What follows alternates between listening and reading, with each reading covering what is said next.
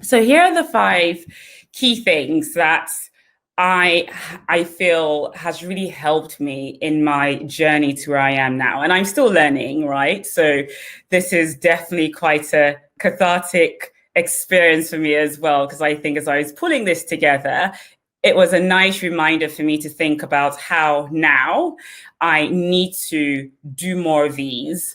The first thing is around being your own boss.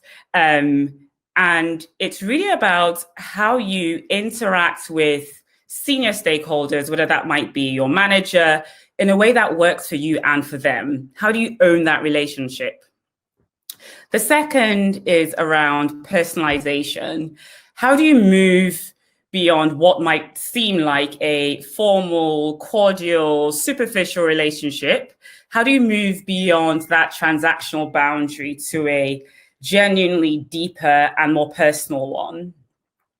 Thirdly, how do you enlist senior stakeholders to become advocates? How do you then turn around, or at a minimum, neutralize negative relationships with people who you don't have a lot in common with or rapport with?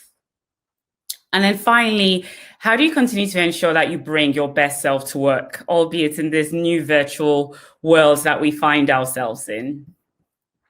Now, a couple of caveats here. I think obviously influencing senior stakeholders depends on a number of things, right? Who you're trying to influence, the context, and the reason.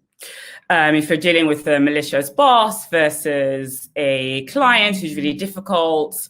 Having said that, I've tried to really capture as much as possible into what I think is a universal set of principles that hold true for most situations.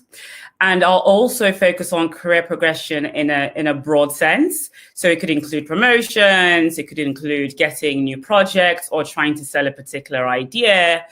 But I know you've had detailed sessions around promotions and other things, so I won't go into that level of detail. And finally, I'll try and add a COVID-19 lens where it's relevant. These are indeed difficult times that are presenting a different set of dynamics.